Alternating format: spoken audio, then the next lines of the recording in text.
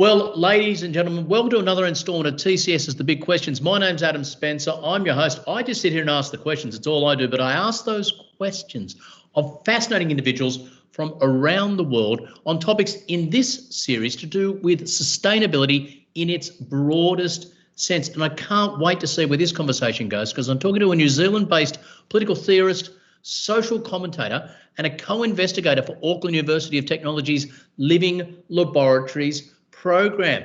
Just before I introduce him, on the topic of politics, did you know that on September 19th, 1893, the governor, Lord Glasgow, signed a new electoral act into new law, which made New Zealand the first self-governing country in the world in which women had the right to vote in parliamentary elections. It was then in Australia in the early 1900s that we followed suit, and women could stand for parliament as well. Well done, Australia and New Zealand. That is part of the broader conversation of sustainability that I'm going to have now with Dr. David Hall. David, thanks for your time. Kia ora. Hello. It's an interesting one, isn't it? Most people, when they hear about sustainability, think about very important issues of climate change, the environment and the like, but it's broader than that. It gets into issues of politics, of society, of inclusiveness. To you, what does sustainability mean? I agree. For me, sustainability is really about caring. It's about caring about our surroundings, caring about the well-being of others, but crucially, it's not just caring, it's also taking care of these things. You've got to take responsibility. You've got to go out there and do something to make that care and that passion real in the world. David, let me get personal here nice and early. We'll broaden out into your work after that.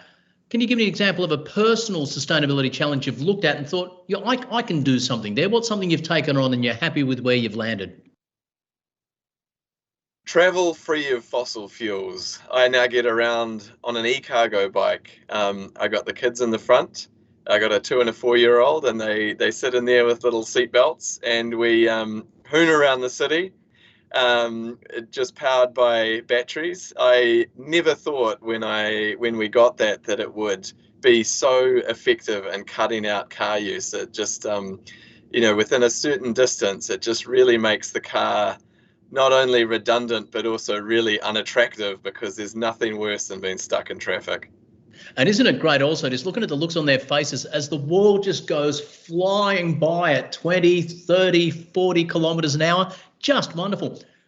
Tell me a bit about your work, David. From what I can tell, it blends the esoteric world of political theory with the nitty-gritty down and dirty of climate change policy and other real-world issues, with the geekiness of digital futures thrown in?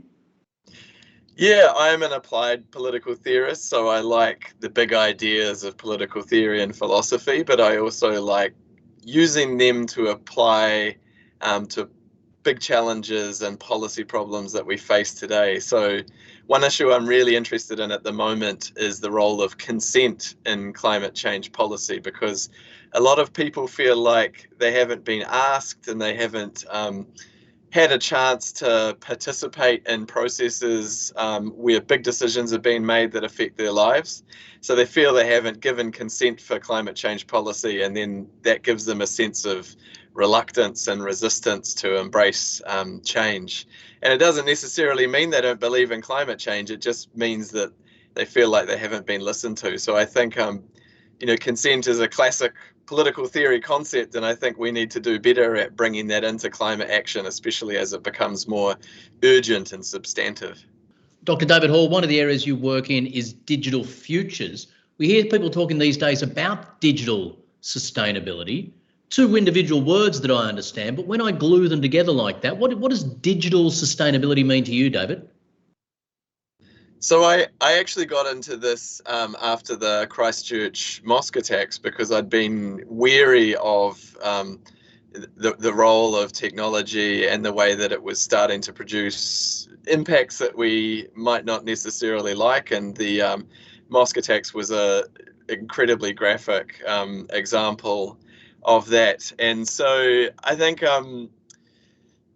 there's just great potential for these big platforms and these big digital innovations. I mean, there's no turning back time. There's no turning back human invention. what we need to do is think about the consequences of these new digital innovations and do as much as we can to steer them towards contributing to those big challenges that we face. I think if the big online platforms were to spend more time thinking about issues like climate change and less time thinking about squeezing extra cents out of people who are sitting in front of their laptops, then they could, play a really catalytic role in low emissions transition.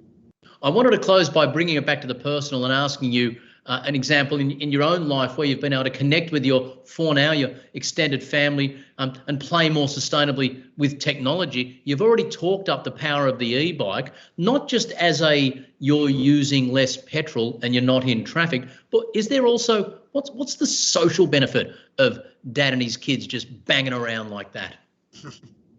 Well, the thing that sprung to mind actually was video conferencing, because that allows me to spend more time bouncing around with my kids on the e-bike than I otherwise would have, because, for a start, having a video conference meeting between cities means I don't have to travel and I don't have to emit that carbon dioxide, which will stay up in the atmosphere for thousands of years. It also means I get extra hours during the day where I'm not traveling and that I can play games with the kids and have a good laugh. Video conferencing, great. E-bikes, great. Let's both agree you don't do them at the same time. Wonderful to speak with you. Thank you so much for sharing your insights on this fascinating topic, Dr. David Hall. Cheers, mate.